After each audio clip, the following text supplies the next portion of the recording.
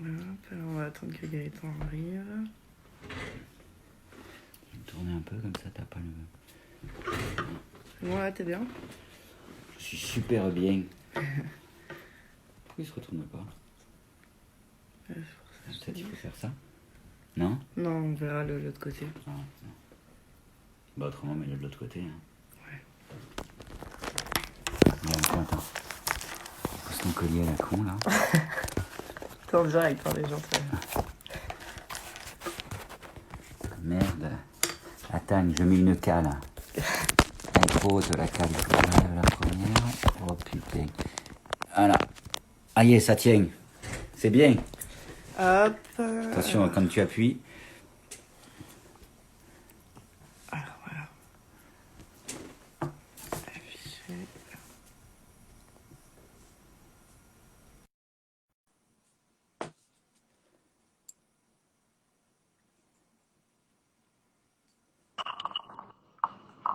On y Hop. arrive. Ah mais attends, nous on ne voit plus. Mince.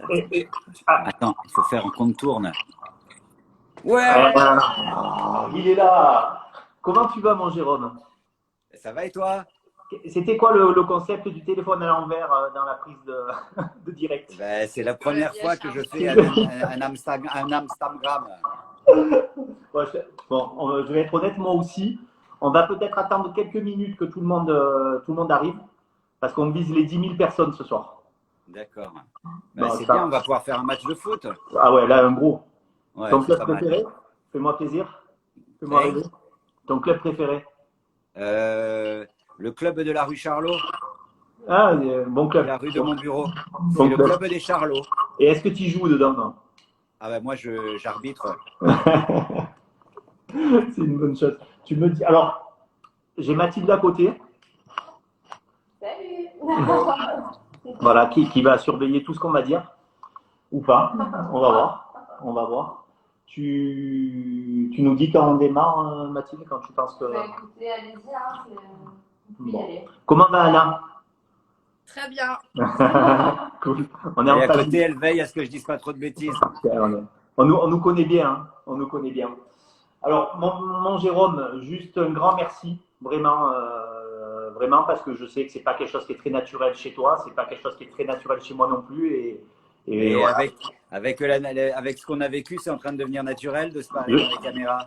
C'est ça. C'est C'est un ça. peu les Et boules. c'est un nouveau, voilà, un nouveau moyen d'exister, on va dire, et de faire partager aux gens un peu ta passion, ma passion, notre passion commune. Ouais, ben, j'aurais préféré venir la partager avec vous chez vous. Alors, on va le faire, ça c'est sûr et certain, parce que je l'ai vendu à tout le monde cette soirée, ce resto et cette journée en boutique. Écoute-moi, c'est, je pense, l'événement le plus attendu De toute l'année. la Côte d'Azur. Exactement. Je exactement. Alors, on ne va pas spécialement trop revenir sur ce qu'on a vécu parce que c'est un peu lourd et tout le monde en a déjà beaucoup parlé. Moi, ce que j'avais envie de savoir aujourd'hui, c'est déjà ton état d'esprit, comment tu vas, comment tu es. Eh ben, voilà. on va bien, on vit quand même dans un pays fantastique. Mm. On vit dans un décès. Je dis toujours en rigolant, on a gagné au loto le jour de notre naissance. On est né dans un pays qui n'est pas en guerre. Absolument. Et voilà, et on est en bonne santé, on fait un travail qu'on aime, donc ça va plutôt bien. Maintenant, la période est très particulière et il faut essayer, je crois, de garder le cap, de rester de bonne humeur et d'avancer, quoi. C'est important de rester nous-mêmes, effectivement, rester de bonne humeur. Alors, j'ai la chance de temps en temps de te croiser et d'échanger. Ce petit live il va permettre un peu à tout le monde de te connaître un petit peu mieux. Voilà, tes talents de communicant que j'ai eu la chance de découvrir et voilà et de vivre régulièrement. Comment s'articule ton quotidien? Question de base. Alors, mon quotidien, il fait pas rêver. Hein. Je me lève vers 6 heures. Je fais 1 heure de pilates et D'accord. puis je vais à mon bureau, je monte sur ma mob et je vais au bureau. D'accord. Alors je sais, la mob c'est pas écolo, mais à Paris, j'essaye d'acheter un vélo. On me livrera mon vélo fin septembre. D'accord. Électrique, Allô, la Côte d'Azur, il n'y a plus de vélo à Paris. C'est le électrique, bordel. électrique ou normal? Pardon? Un vélo électrique ou un vélo de base? Au début, je voulais un vélo électrique et je me suis aperçu qu'ils ne savent pas comment on recycle les batteries. Ouais. Donc, on va faire un vrai vélo, c'est mieux. Bravo, bravo. Pour les mollets, c'est pas mal. Ouais, à mon âge, c'est bien. Pour Je vais ton me corps faire d'athlète.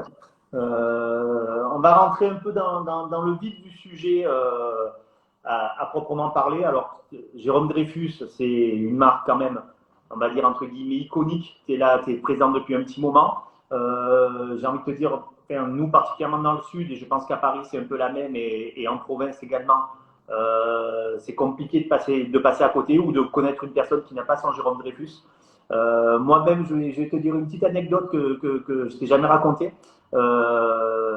J'ai eu une chérie fut un temps et j'ai kiffé lui offrir un petit bobby noir, et voilà, c'est quelque chose voilà, qui me rend un peu nostalgique, et c'est une marque, je trouve, qui peut rendre les gens nostalgiques. Alors je voulais voir avec toi, est-ce que tu peux nous parler un peu de tes nouveautés, si tu as des projets à venir, ou si aujourd'hui par rapport à peu près ce qu'on vit, on va rester sur les bases qui étaient les tiennes précédemment. Bah, la chance qu'on a, moi j'ai toujours eu la volonté d'essayer de faire des sacs qui durent, c'est-à-dire de pas être trop à la mode. Ça m'intéresse pas de faire un truc super branché, comme disait Coco Chanel. Toujours dans ma démarche, la volonté de créer des classiques, de créer mes classiques. Donc il est vrai que chaque saison, je les anime, je m'amuse avec. Et puis, j'ai quand même envie de continuer à proposer des nouveautés. Maintenant, avec ce qui s'est passé, on est tous, je crois, ravis que l'industrie de la mode a pris conscience qu'on pouvait peut-être produire moins. Alors, on va trouver ça un peu bateau, produire moins mais mieux. C'est en tout cas faire des pièces assez essentielles pour la garde-robe, qu'on peut porter pendant 2 années, mettre au placard et les ressortir 5 ans après et avoir du plaisir à les porter. J'ai commencé avec Billy qui était comme ça, puis il y a eu Bobby, puis il y a eu Igor, maintenant il y a Lulu. Et l'idée, c'est vraiment ça, c'est juste de faire des sacs faciles pour des filles cool. Ouais. Bah, ça, ça représente assez bien l'ADN de ta marque. Je suis assez Ouais, d'accord. et donc on va pas changer les choses. Je vais continuer dans cette direction-là, en ayant toujours le souci d'essayer d'améliorer ce qui doit l'être, et en particulier tout le côté environnemental sur lequel on travaille beaucoup. D'accord. Ça on aura l'occasion d'y venir, parce que aussi bien toi que moi, c'est des choses qui nous tiennent à cœur. Et je pense que la plupart des personnes qui vont nous regarder aujourd'hui, qui possèdent déjà un sac, ne sont pas spécialement au courant de certaines choses que toi tu as mis en place par rapport à ta marque, par rapport à ta fabrication. Donc ça, je pense que ça sera intéressant aujourd'hui aussi de nous faire découvrir ce profil de Jérôme Dreyfus. Tu parlais de Tu veux me voir de profil? C'est le meilleur. Facile. C'était le meilleur. C'est celui-là le Je meilleur. sais pas. Ouais, c'est celui-là. Je pense que c'est celui-là, ouais, je suis d'accord. Et, tu parlais de saison après saison sur tes iconiques, travail de différentes animations et autres. Alors, je vais venir à une question par rapport à tes sources d'inspiration. Alors moi, je sais que c'est souvent géographique, Ouais. de temps en temps un peu ethnique. Donc, En fait, les inspirations, c'est mon univers, et mon univers, c'est beaucoup. Je suis né à la fin des années 70, au siècle dernier, et je crois qu'on a tous un fantasme de l'époque dans laquelle on est né. Et alors, donc moi, j'ai vraiment le fantasme des années 70, 80, et de tous les hippies qui venaient d'Inde, mais aussi du skateboard à Los Angeles. Donc, tout ça est un espèce de mix de mes fantasmes. Je cherche jamais, en début de saison, je me dis jamais, tiens, quel va être le thème de la saison. Au fur et à mesure des années de création des collections, je m'aperçois que je reviens toujours aux mêmes choses. En tout cas, je recherche toujours les mêmes roses, les mêmes verts, le même graphisme, et ils s'expriment à chaque fois différemment. Donc, c'est vrai que j'ai toujours adoré l'Inde. Donc, je m'inspire de plein de trucs indiens, mais j'adore le surf, donc il y a tout le temps des trucs de surf. Et tout ça, à ma sauce, traduit comme je le ressens. J'essaye pas de faire comme, je fais simplement mon ressenti. Alors ça, je pense que ça, pareil, c'est une vraie caractéristique de ta marque et ça te permet de durer. Parce que l'air de rien, ça fait un petit moment que tu es ultra présent sur le marché et tu fais partie des référents. Et ce que tu viens de nous dire là, ce que tu partages avec nous là ce soir, c'est vraiment, voilà, c'est vraiment très identitaire de ce qu'on peut retrouver dans ton ADN. Qu'est-ce que j'aurais d'autres choses à te demander? Je sais qu'on a travaillé sur une exclue. Si là, tu peux nous dévoiler un peu les TD Dana pour les détails, les délais de Ouais, livraison. alors j'ai une exclue qui est vachement bien, regarde. Fais voir. Regarde, tu vois la lumière sur mon visage. C'est grâce. Alors, on a fait plein de trucs. On a fait des popoches clic-clac dans un cuir de chèvre, lamé silver, qu'on a fait spécialement pour Luli. On attend ça avec impatience. Alors, je la découvre avec vous, même si voilà, on l'a élaboré un peu ensemble. On peut la mettre sous le bras. T'es presque au niveau chromatique avec les cheveux, ça fonctionne. On y est. Ça marche bien. Ça match, ouais. Donc, on a fait une popoche clic-clac, on a fait un Lulu médium. Je peux pas vous le montrer, il est quelque part sur la route vers chez vous. Ah, on attend avec impatience. On a fait un Lulu médium dans ce cuir. On a également travaillé des pochettes en léopard, des popoches qui sont un veau imprimé léopard, en exclu pour Luli. Et donc Lulu en plus. Et puis j'aime bien l'idée de Lulu chez Luli. On va presque faire une pub. Hein. Je suis passé voir Lulu chez Luli. On va y penser. On va y penser. Donc ça, bon, on va les retrouver très rapidement sur le site et en boutique. On attend ça avec impatience. Pour raconter à tout le monde, en fait, à la base, on avait prévu t'avais prévu de venir nous voir, de faire le lancement en boutique. Voilà, bon, on a bien rebondi quand même, et on est ensemble et on partage le moment. Mais comme j'ai de la température et que je tousse, je peux pas venir. Il me semble que tu m'avais promis de ne pas la faire, celle-là, non? Non. Ouais, j'ai pas pu m'empêcher. Mais ne t'inquiète pas, j'ai mon gel hydroalcoolique. Regarde, on est beau ou pas? Ah ouais. On est beau ou pas? Écoute, c'est des nouveaux petits gestes avec lesquels il faut apprendre à vivre et c'est comme ça. Ouais. Et encore une fois, on est en santé, on est voilà. Exactement. On est les moins à plaindre. J'ai trouvé très intéressant le passage que tu as fait sur l'industrie de la mode. Alors, on ne va pas trop rentrer dans les détails parce qu'on n'est pas venu là pour parler trop technique, mais c'est vrai qu'il y a une vraie prise de conscience. Il y a une vraie prise de conscience d'ordre général au niveau de toutes les marques. Alors, tu étais déjà à la base quelqu'un d'assez impliqué. Est-ce que tu peux nous dire un petit peu déjà en quoi consiste ton implication au niveau effectivement de la marque Jérôme Dreyfus, mais plus en détail de toi personnellement? Alors, moi, j'ai toujours vécu de manière un peu écolo. Je raconte toujours cette histoire. J'étais au scout quand j'étais petit. Et le premier commandement des scouts, c'est tu respecteras la nature. Donc, j'ai toujours été proche de la nature. Je vivais à la campagne. Donc, l'engagement écologique a toujours été quelque chose d'assez naturel pour moi. Il se trouve que quand j'ai commencé ce métier, je me suis tout de suite demandé d'où venaient les peaux et comment elles étaient tannées.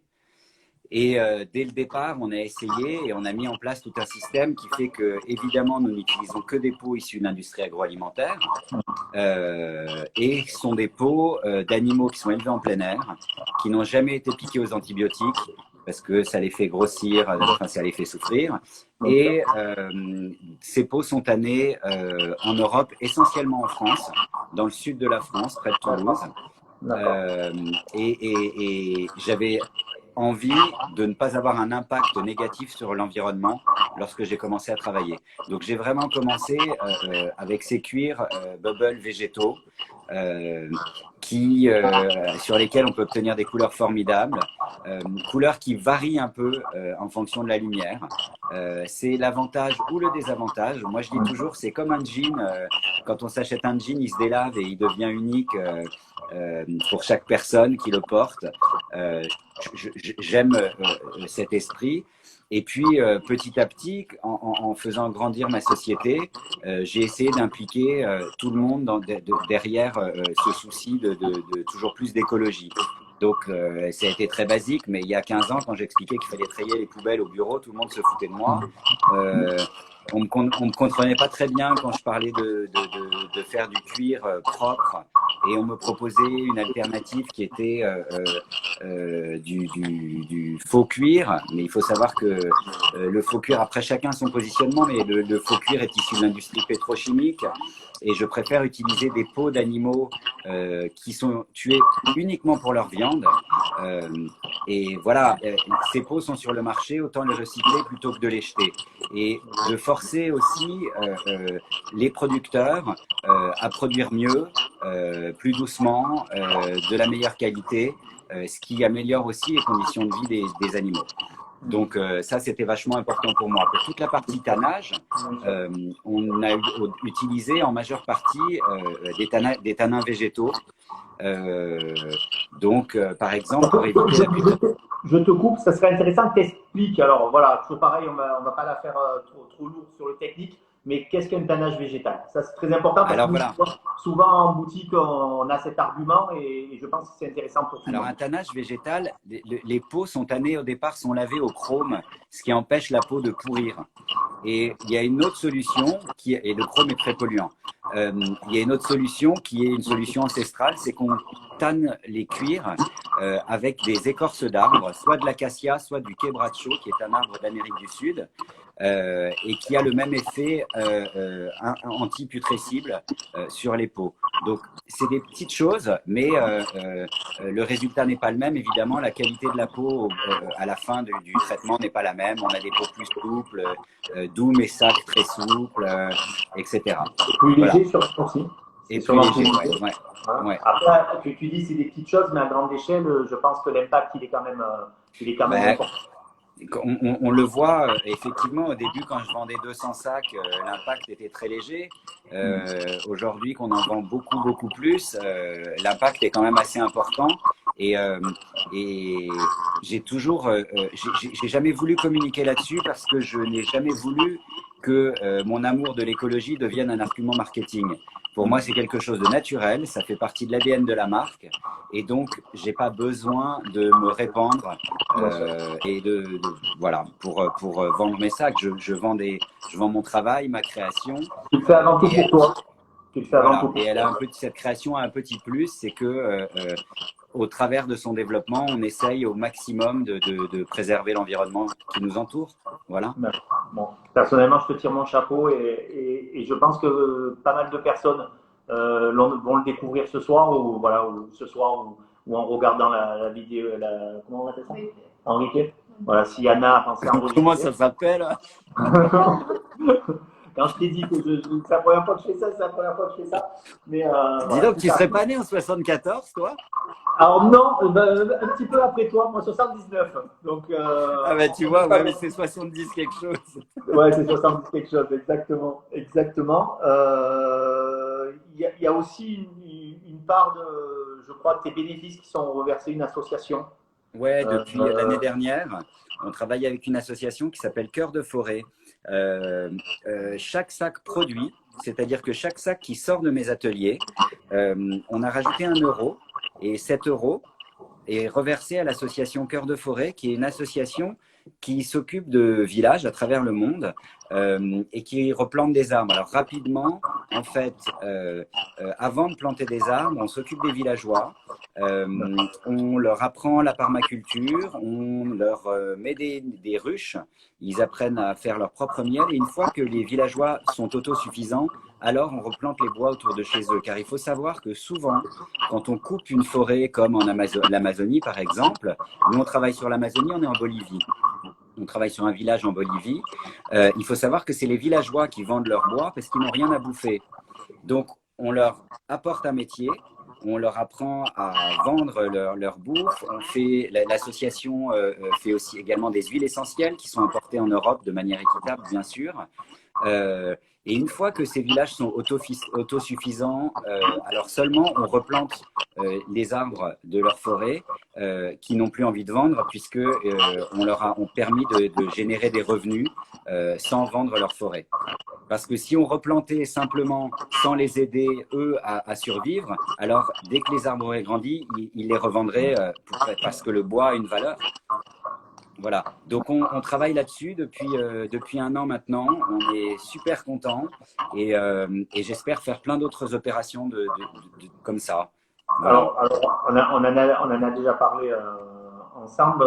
Je n'hésite pas à nous solliciter. Je parle au nom de lui parce que voilà, parce qu'à un moment donné, il faut avoir ce genre de prise de conscience et avoir une vision un petit peu plus élargie que notre quotidien, que notre ville, que notre. Mais je pense que c'est une vraie responsabilité qu'on a. Et comment peut-on être heureux si ceux autour de nous ne sont pas heureux? Absolument. Je crois que c'est pas possible. Voilà. Voilà. Alors, tu sais, je suis un grand sensible et tu m'as mis la chair de poule, mon ami Jérôme. Ah, me dis pas ça. En fait, j'avais préparé pas mal de questions qui tournaient autour de ça et c'est vrai que tes réponses sont très larges. Tes réponses sont très larges et voilà, c'est bien parce que j'avais demandé par exemple, je m'étais écrit parce que j'ai travaillé cette interview, sache-le. Voilà, je voulais savoir si tu avais des petits gestes écolo au quotidien ou si ta vision elle avait changé au fil du temps. Puis tu as répondu qu'en fait tu as toujours baigné là-dedans. J'ai toujours baigné là-dedans, mais je suis comme tout le monde. J'apprends tous les jours. J'ai lu beaucoup de bouquins là-dessus. Je conseille à tout le monde le dernier bouquin de Cyril Dion, qui est hyper intéressant et qui parle de plein de petites solutions pour tous les jours, être plus propre, faire attention à ce qui nous entoure, apporter des solutions à des questionnements qu'on peut se poser. Donc j'apprends tous les jours et je trouve que c'est super intéressant. C'est notre avenir, c'est l'avenir de nos enfants et c'est aussi notre devoir, je crois. On ne peut pas aujourd'hui… bon, nos parents ne savaient pas. Ok, nous on sait. Donc je pense vraiment qu'on doit initier des mouvements. On verra pas évidemment une planète toute verte, mais en tout cas, si on peut être initiateur et montrer le chemin aux futures générations, eh ben, je crois qu'on aura fait quelque chose de bien. Essayer de mettre en marche quelque chose qui effectivement, nous, malheureusement, on n'aura peut-être pas la vision finale du truc, mais déjà, si on peut enclencher une légère prise de conscience, on n'aura pas. On sera pas ouais, mais c'est plein de petites choses. Hein. C'est prendre moins l'avion, c'est venir en train, vous voir à Marseille et pourquoi prendre un avion alors qu'il y a des TGV qui mettent 3h30. C'est plein de petites choses comme ça qui font que moi j'ai une maison dans la forêt de Fontainebleau qui est à 1 heure de Paris depuis 16 ans. Je ne prends pas ma voiture. D'ailleurs, ma bagnole est une espèce de poubelle qui reste à la gare là-bas. Et je fais 2 km le samedi matin et 2 km le dimanche soir. Et je prends des trains. Et il va falloir prendre plus les transports en commun. Je crois qu'il va falloir vivre plus ensemble pour s'en sortir. Voilà. Alors, on a accès le petit live de ce soir autour effectivement de ce thème-là, parce qu'il faut rappeler qu'aujourd'hui, le 5 juin, c'est la journée mondiale de l'environnement. Donc voilà aussi pourquoi on parle de ça et voilà aussi pourquoi c'était important pour nous de te recevoir ce soir. Et c'est super que vous en parliez parce que par exemple, j'ai allumé la radio ce matin et personne n'en a parlé. Ben, c'est terrible. Donc parlons-en. Et parlez-en autour de vous. Et surtout, n'arrêtons pas. Alors, on n'est surtout pas des donneurs de leçons, mais voilà, c'est toujours intéressant d'échanger sur ce sujet-là. On va revenir sur quelque chose d'un petit peu plus léger. Il y a quelque chose que j'ai toujours adoré dans ta marque, c'est de baptiser tes sacs. Ah ben ça c'est drôle, oui. Ça, je trouve ça. Mais en fait, c'était une blague. Hein. En fait, je fais rarement les choses quand ça me fait pas marrer. Et ça me faisait assez marrer. J'aime bien le rapport que les filles ont à leur sac. C'était une manière de caricaturer ce rapport et d'en rire de manière sympa. Un second degré maîtrisé, quoi. Ouais, un second degré maîtrisé. Donc, les sacs, au début, avaient tous des prénoms un peu ringos, bien français, parce que j'adore voir des touristes françaises, des touristes étrangères en France, appeler toi, moi et nos amis par leur prénom. Et je trouve que c'est hyper charmant, en fait. Il y a un truc un peu… Et alors, plus les prénoms sont ringards, plus c'est charmant, quoi. Parce que quand elles Oui, ça appellent fonctionne. Germain Ça ou… fonctionne. Enfin, voilà. Donc, tout ça était une petite blague au début qui a bien pris. Et puis, j'ai reçu plein de mails de plein de clientes qui me faisaient des déclarations rigolotes du genre « Cher Monsieur Dreyfus, je vous déteste ». Celle-là, je m'en souviendrai toujours. Moi qui vivais tranquillement avec Billy, je viens de rencontrer Momo. Comment en parler à Billy? Et voilà. Et c'est vrai que les filles se sont appropriées ces blagues et en ont fait elles-mêmes beaucoup. Et voilà, je trouve que on fait un métier qui doit faire, qui est juste là pour donner un peu de bonheur aux gens. Et pour moi, le bonheur, avant tout, c'est sourire. Quand on commence, physiquement, quand on sourit, alors on sent que l'énergie change. Donc, il faut sourire. Il faut Même sourire. quand on fait la gueule. Ouais. Comme des fois, on n'en a pas spécialement envie. C'est dur, hein? Mais C'est pas toujours facile, là. non, mais on se débrouille pas trop mal. On se débrouille pas trop mal. Peut-être on peut inviter les personnes qui nous regardent si jamais ils ont des questions. Alors j'en ai vu une. Alors là, logiquement, Mathilde devrait intervenir parce qu'on est un binôme ce soir. Si tu vois une question pertinente, voilà, n'hésitez pas, les amis qui sont avec nous, n'hésitez pas à profiter de Jérôme encore un petit peu. Le planning de ce soir, qu'est-ce que tu as prévu ce soir? Fais-moi rêver. Alors, c'est hyper glamour. J'ai prévu de rester au bureau jusqu'à 22h. Et parce que mon fils a le droit de sortir jusqu'à 22h30, je remonte un peu avant, ma femme aussi, on fait à bouffer et on bouffe tous les trois ensemble.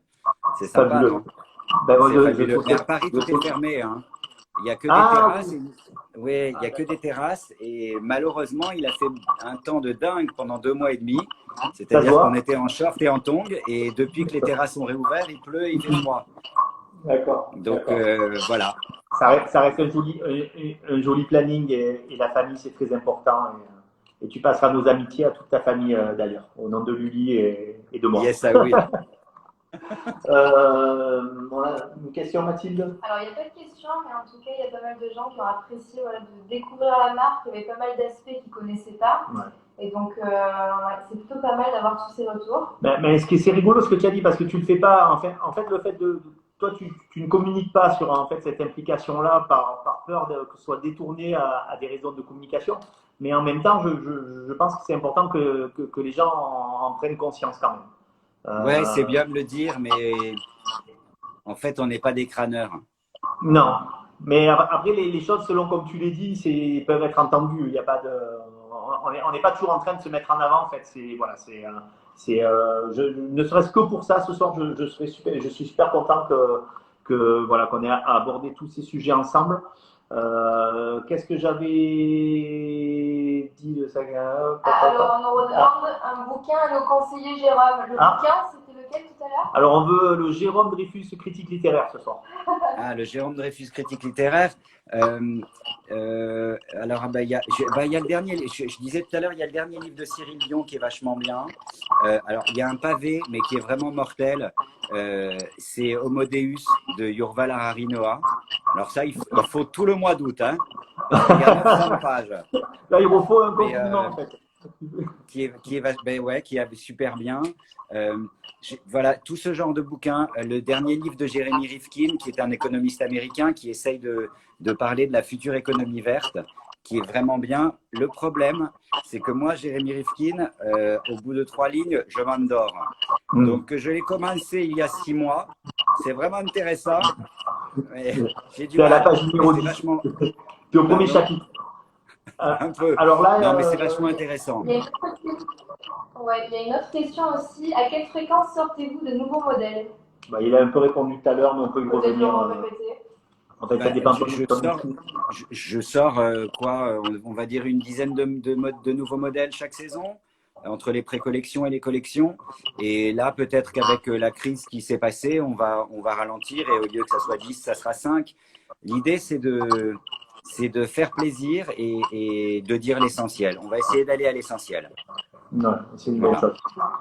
C'est un beau leitmotiv. Au niveau de ta structure là, professionnelle, en fait, de la boîte, tout le monde a repris comment Alors, au niveau de ma structure, on est pas plus de 6-7 au bureau chaque jour et ça tourne. Alors, moi, je suis là tous les jours parce que si je suis à Paris, ça m'angoisse de ne pas être au bureau. Mais, et puis, j'ai besoin d'avoir mes cuirs, mes machines pour travailler. Mais mon équipe commerciale, chacun est là 2 jours par semaine. Ma directrice de prod est là 4 jours. Les filles qui bossent avec elle sont là chacune 2 jours. Enfin, on jongle un peu. C'est compliqué, mais en même temps, on découvre une nouvelle manière de travailler. C'est super intéressant. J'essaye de détendre tout le monde là-dessus et de dire qu'on va peut-être réussir à se faire des vies avec un peu moins de stress en travaillant la moitié du temps chez nous, l'autre moitié au bureau. On ne sait pas encore très bien. On expérimente, mais je trouve ça très intéressant de se mettre dans autre chose que dans cette espèce de machine à laver dans laquelle on est et dans laquelle on n'a jamais le temps de réfléchir parce que les choses vont trop vite. Donc, si cette crise du Covid a eu un impact positif, c'est peut-être celui-là. Je crois qu'on a tous discuté les uns avec les autres, avec nos amis, de qu'est-ce qu'on souhaitait pour ce nouveau monde.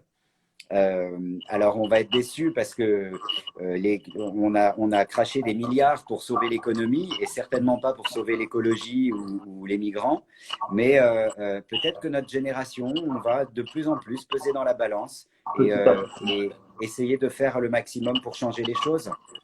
Faire entendre Voilà. certaines voix.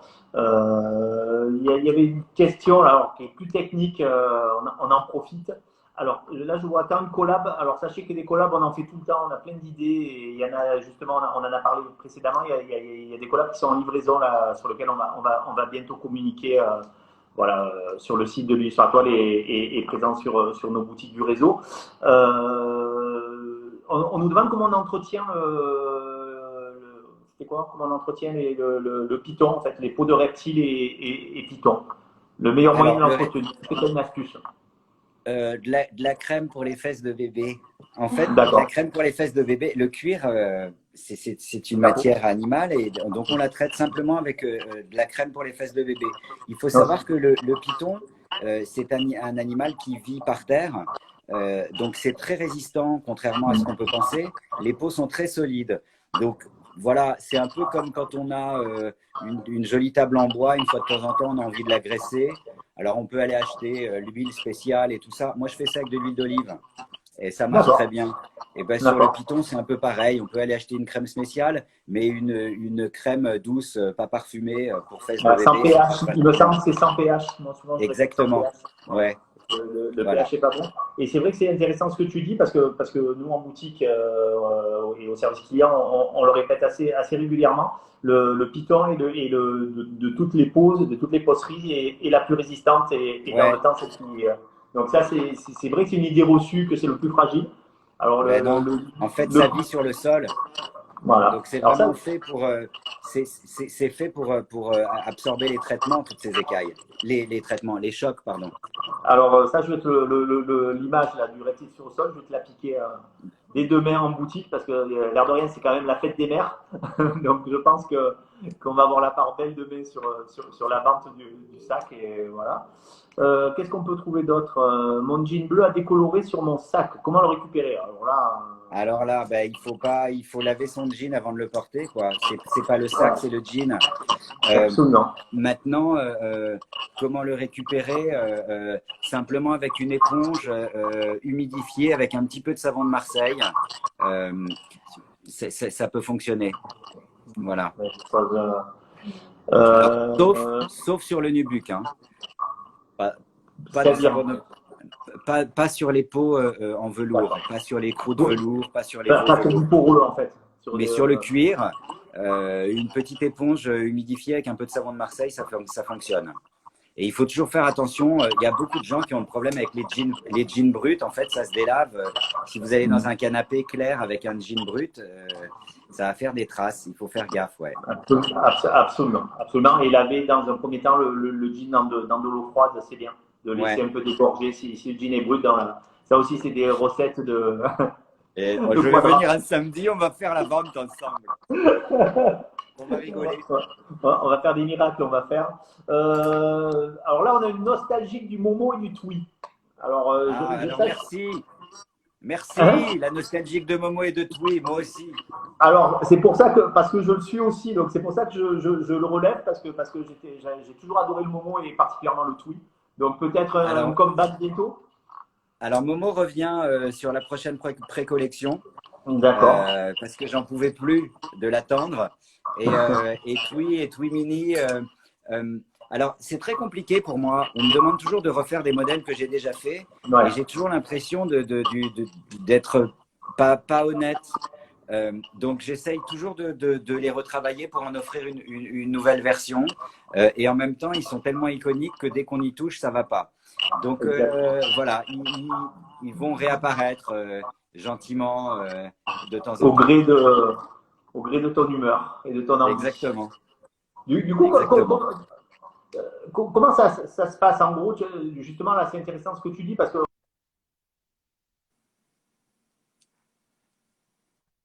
j'avais ma patronne qui vient de m'appeler. Elle ne doit pas savoir que je fais le live. Donc, si on peut lui dire que je suis en live sur Instagram, c'est pas mal. J'adore Anne.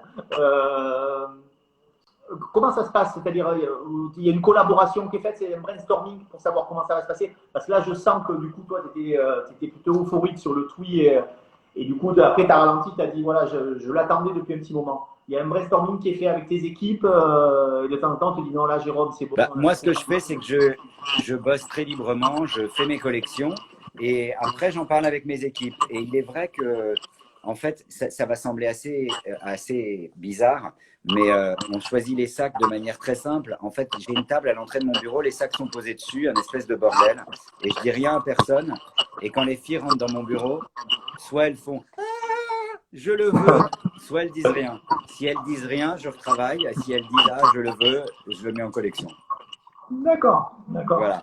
Bon, j'espère que j'aurai l'occasion de visiter ton bureau la prochaine fois qu'on se voit. D'ailleurs, je crois Ouais, qu'on se voit dans pas longtemps, il me semble. ouais J'ai début entendu. juillet. Ouais, Ouais. donc ça va être cool. Ce sera un beau moment et tu as un très beau showroom, faut le dire. Parce que bon, des showrooms à Paris, il y en a plein et le tien est très identitaire. Il y a beaucoup de faune. Alors déjà, il évolue de saison en saison. Donc ça, c'est très cool à voir pour nous. Chaque fois, on est un petit peu dépaysé. Et c'est vrai qu'il y a une faune, on va appeler ça comme ça, qui est très présente et qui est très dense. Et on s'y sent super bien. On s'y Ben, sent c'est fait super pour, ouais, on a essayé de créer un petit havre de paix et de nature au cœur du Marais parisien.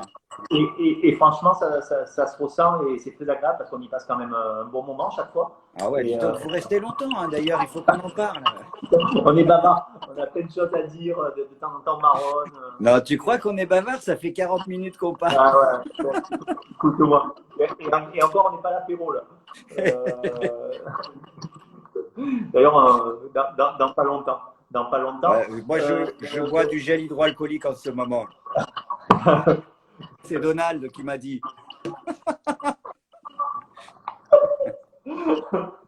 Enjoy, enjoy. On nous demande à quand des collections hommes. Alors, voilà, c'est une bonne question. Alors, j'ai une bonne question, je vais t'expliquer pourquoi. Parce que lors de l'inauguration de l'Union, j'ai eu la chance, tu m'as offert un sac que j'adore, que j'ai tous les jours. Arnaud. Et souvent, ouais, exactement, que j'aime à mourir. Et souvent, on me dit pourquoi on a arrêté l'homme, pourquoi il y a moins d'hommes. Voilà. Et là, la question est venue. Donc, c'est une bonne question, c'est pertinent. Alors, ben, moi aussi, on me la pose la question. Et en fait, je crois qu'on va revenir avec, D'accord. avec des sacs hommes ou mixtes. Euh,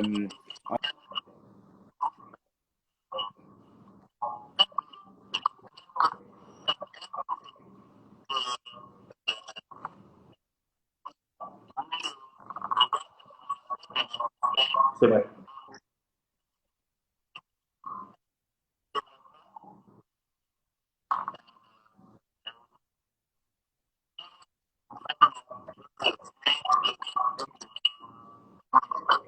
Ouais, ça reste plutôt ça reste basique, sommaire et puis il y a le collectif.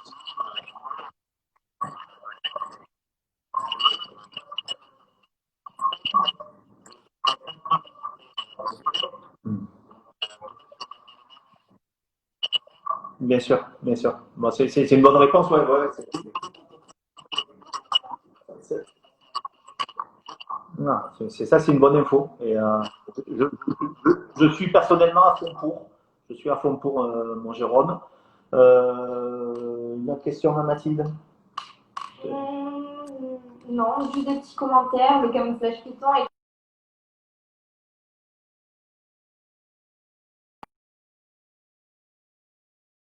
Perdu. Non, ça y est, je t'ai récupéré. Je t'avais perdu, Jérôme. Tu m'as dit un truc? Oui, non, non, je disais moi aussi, j'ai ma femme qui m'appelle. Bon, je pense qu'on a fait le tour. Encore mille merci, Jérôme, vraiment pour avoir passé ce Bah, petit moment merci à avec nous. vous. Ah, j'avais une question Merci à piège. vous. Parce que sinon, Ouais. j'avais une question piège, sinon c'était pas rigolo. Et fais attention parce que les Luli addicts, les femmes Luli nous regardent. Je voulais savoir quelle était la vision pour toi de la femme Luli. Bah, la femme Lully, je pense qu'elle correspond bien à ma clientèle. C'est un peu la femme française. C'est-à-dire que c'est une fille cool. Euh, les Américains nous envient tellement, ils appellent ça le French négligé. Absolument. Ils comprennent pas que le matin, quand on se lève, on fait hop, ça y est, je suis coiffé.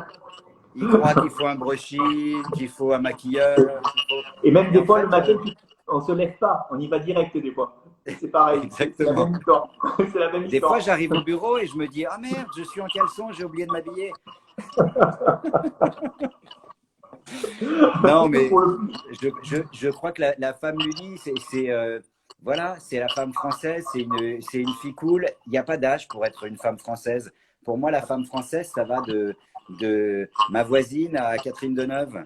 J'adore la coolness de Catherine Deneuve. Je suis absolument, absolument d'accord. Ben, tu vois, j'aurais pas réussi à te piéger. Ta réponse est parfaite.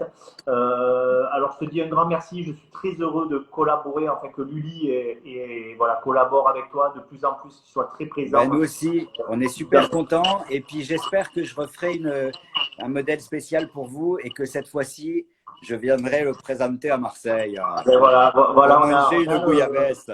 on a le challenge. Voilà, le prochain événement, eh ben, le prochain lancement de notre collab, tu seras là, Jérôme, avec grand plaisir. Ouais, avec plaisir. Et voilà, et tu sais qu'on t'aime énormément et un grand merci pour tout ce que tu fais au Eh nom ben, merci voilà, à vous. de toutes les On le femmes. fait tous ensemble, en fait. Ouais, ouais, ouais. Mais bon, voilà. Alors, nous, on est voilà, sans vous, sans les marques et Ben ouais, notamment. mais nous sans vous, on ne sourit pas et vous sans nous, vous ne souriez pas. Donc il faut qu'on sourie ensemble. On revient au point de départ. Il faut se serrer les Absolument. coudes, il faut être cool et faire les choses ensemble pour essayer de créer un monde meilleur. Absolument. Et on va s'y employer. Et je t'embrasse, mon Jérôme. Merci encore Moi d'avoir aussi, passé tu ce me temps avec manques nous. déjà. Ah, bah, écoute, on se voit bientôt. Anna, bisous, Anna. Merci aussi pour tout ce que pour tout ce que tu as fait et avoir permis que ce live voilà, soit possible. Eh ben, Des bisous, merci les à amis. vous. À très À très vite. bientôt. Au Bisous, revoir à bisous. tous. Bisous, bisous. Ciao, ciao. Bon, ben voilà. C'est rien.